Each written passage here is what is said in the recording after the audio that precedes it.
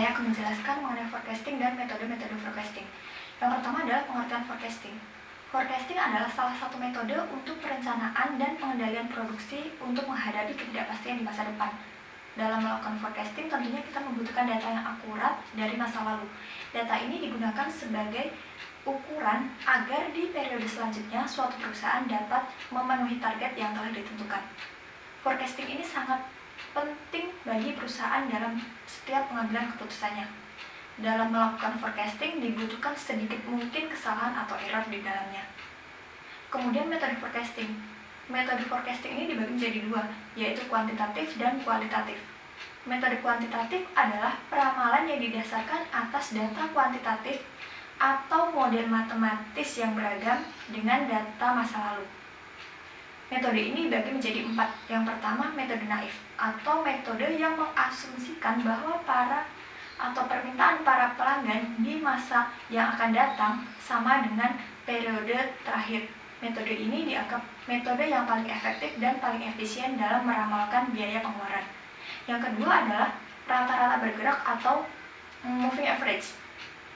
Peramal ini menggunakan jumlah rata-rata periode N atau jumlah periode moving average dari data periode terakhir untuk dilakukan peramal di periode berikutnya. Rumus dari metode ini adalah total bobot periode N dikali dengan permintaan dalam periode N dibagi dengan total bobot. Yang ketiga adalah penghalusan eksponensial. Penghalusan eksponensial ini adalah teknik peramalan rata-rata bergerak tertimbang yang poin datanya diberi bobot dengan fungsi eksponensial. Rumusnya adalah perkiraan permintaan sekarang sama dengan perkiraan permintaan yang lalu ditambah dengan konstanta eksponensial, kemudian dikali dengan permintaan nyata dikurangi dengan permintaan masa lalu. Yang keempat adalah trend projection atau metode peramalan deret waktu yang mencocokkan baris tren dengan deretan data terdahulu yang kemudian diproyeksikan ke dalam peramalan di masa depan. Rumusnya yaitu Y sama dengan A plus BX, di mana Y adalah variabel terikat atau penjualan, X adalah variabel bebas atau waktu, A adalah konstanta, B adalah koefisien tren, dan N adalah jumlah data atau pengamatan. Yang kedua adalah metode kualitatif atau metode yang memanfaatkan faktor-faktor intuisi, pendapat, pengalaman pribadi, dan sistem nilai pengambilan keputusan.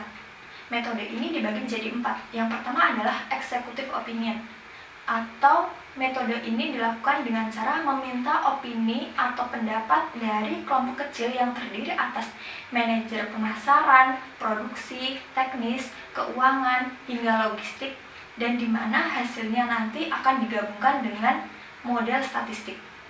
Yang kedua adalah metode Delphi. Metode ini sebenarnya sama dengan metode kuesioner. Untuk melakukan metode ini, kita harus menyebar kuesioner, tetapi jawaban dari kuesioner yang terkumpul disederhanakan terlebih dahulu sebelum diserahkan ke ahli untuk peramalannya. Yang ketiga adalah self-force estimate. Sesuai dengan namanya, metode ini menggabungkan setiap penjual, kemudian mereka meramalkan tingkat penjualan di masing-masing daerahnya, dan pada akhirnya hasilnya akan digabungkan di tingkat provinsi atau nasional. Dan yang terakhir adalah customer survey. Metode ini dilakukan dengan cara mencari masukan atau pendapat dari para konsumen yang berpengaruh terhadap rencana pembelian pada periode pengamatan. Survei ini dapat dilakukan dengan menyebar kuesioner, wawancara langsung, telepon, dan lain sebagainya. Nah, mungkin sedikit penjelasan dari saya. Semoga bermanfaat. Mohon maaf apabila masih banyak kesalahan. Akhir kata, wassalamualaikum warahmatullahi wabarakatuh.